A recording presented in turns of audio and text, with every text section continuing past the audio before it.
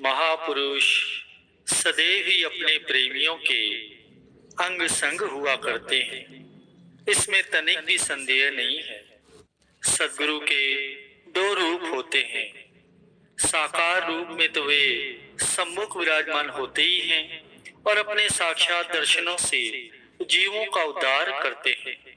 दूसरा अप्रत्यक्ष रूप नाम यानी शब्द के रूप में होते हैं।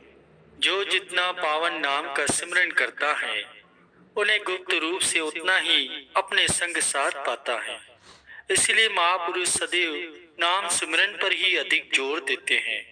कोसों दूर बैठा जीव जब उनके ध्यान में लीन हो उन्हें स्मरण करता है तो वे वहां पहुंच ही जाते हैं। यह 100% सत्य है। ऐसे ही एक भक्त प्रेमी थे जो कि अमेरिका में रहते थे। भक्त जी गुरु को वीडियो लाइक करना, सब्सक्राइब करना प्लीज। ये सत्संग बहुत ध्यान से सुनना प्लीज। प्रेमी थे। उनका अपने इष्ट देव पर अटूट विश्वास भी था। सेवा की प्रबल भावना भी थी। महापुरुष जीव को जब भक्ति के इन सद्गुणों में रंगा देखते हैं तो वे अति प्रसन्न होते हैं और अपने तन पर कष्ट सहकर भी उसकी भक्ति में उत्तरोत्तर उन्नति भी करते हैं। अब उन भक्त जी का ये नियम था कि वे नित्य प्रति प्रातः आश्रम में जाकर श्री परमहंसों की दिव्य प्रतिमा को श्री सिंहासन पर विराजमान करते थे।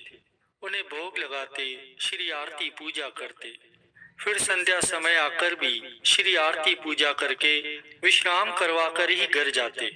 ऐसा नियम कई दिनों तक चलता रहा। शीत ऋतु के दिन थे। एक दिन जब वे ठिठुरती ठंड में घर से आश्रम की ओर जाने लगे तो मन में न जाने क्यों ऐसा ख्याल आ गया कि मैं प्रतिदिन आश्रम पर जाता हूँ और श्री आरती पूजा करके भोग लगाता हूँ, फिर क्या श्री परमहंस आश्रम में विराजमान भी होते हैं? क्या वे मेरा भोग स्वीकार भी करते हैं? इसी उथल पुथल को अपने मन में लिए वे आश्रम तक पहुँचे। आश्रम का ताला खोलकर अंदर प्रवेश किया। सर्दी के दिन थे, अभी सूर्योदय नहीं हुआ था, जिसके कारण चारों ओर काफी अंधेरा था। श्री मंदिर में पहुंचे। मंदिर में जाकर भक्ति जी ने दंडवत वंदना की तो भी उनके मन में यही ख्याल बार बार आता रहा कि श्री परमहंस यहाँ होते भी हैं या नहीं होते। क्या वे मेरा भोग स्वीकार करते होंगे? इन्हीं विचारों में खोए हुए जब वे दंडवत करके उठे तो सामने का दृश्य देखकर वे तो अचंभित ही रह गए। सारा श्री मंदिर रोशनी से जगमगा रहा था और श्री परमहंसों की दिव्य छवियां मंद मंद मुस्कुराते हुए शोभायमान थी। भक्त जी को तो जैसे अपनी आंखों पर विश्वास ही नहीं हो रहा था। उनके पैरों तले की जमीन तो खिसक ही गई। श्री मंदिर की सारी लाइटें सिंहासन के पास पड़े रिमोट से ही जगती थी। वे सिंहासन के पास तो अभी पहुंचे भी नहीं थे और ना ही उनके साथ कोई दूसरा व्यक्ति वहां पर मौजूद था कि जिसने स्विच ऑन कर दिया हो। भक्त जी के मन में आए भ्रम को दूर करने के लिए ही यह श्री परमहंसों की विचित्र लीला थी जिसने भक्त जी को अंदर तक झकझोर कर रख दिया। उन्होंने पुण्य दंडवत प्रणाम करके क्षमा याचना की। अब तो उनके मन में यह दृढ़ निश्चय हो गया कि श्री परमहंस यहाँ साक्षात विराजमान है। वे उन्हें प्रत्यक्ष विराजमान जानकर अत्याधिक श्रद्धा से श्री आरती पूजा करने लगे। उन्हें यह भी विश्वास हो गया कि श्री परमहंस उनके द्वारा लगाया गया भोग भी अवश्य ही ग्रहण करते हैं। प्रेमियों, महापुरुष तो अपने सेवकों को सदैव भक्ति के मार्ग पर अग्रसर हुआ देखना चाहते हैं। सेवक के मन में लेश मात्र भी संशय न रहे, इसके लिए उन्हें कितना कष्ट सहना पड़ता है। सेवक की सारी त्रुटियों को नजरअंदाज कर वे उसे निरंतर भक्ति के मार्ग में आगे से आगे बढ़ाते हैं। सत्पुरुषों की असीम करुणा और उनकी दयालुता के आगे सेवक सदैव ही नतमस्तक रहते हैं और उनके उपकारों के सदैव ऋणी भी रहते हैं। ऐसे ही एक बार हमारे हृदय सम्राट, सभी गुरुमुखों के अंतर और बाहर रोम रोम में बसने वाले श्री पंचम पातशाही गुरु महाराज जी सन 2000 में न्यूयॉर्क में कृपा फरमाते हैं। तो वहां के रहने वाले एक प्रेमी भक्त ने अपनी नई कार के मुहूर्त के लिए श्री चरणों में विनय की। अब उस कार में एक छोटी सी स्क्रीन लगी थी जिसमें गंतव्य स्थान का पता भर देने से वह स्वयं ही मंजिल की ओर बढ़ती थी और वहां तक पहुंचने के निर्देश भी देती थी।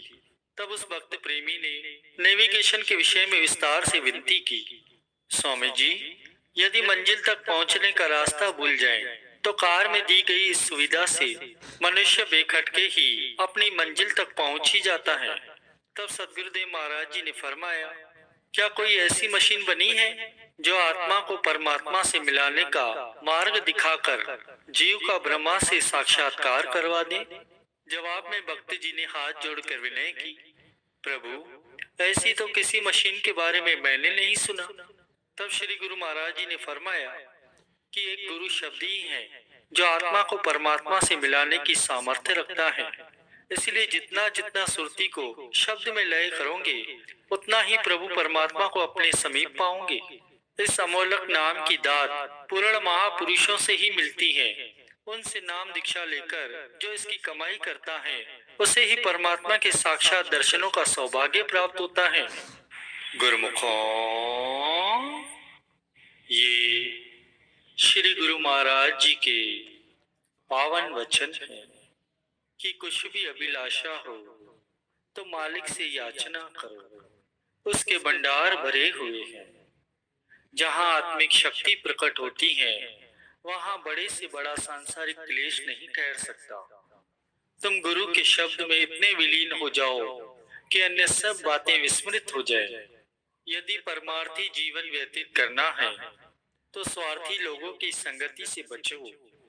तुम सदैव शुभ विचार करो तो पुराने अशुभ संस्कार दग्ध होते जाएंगे।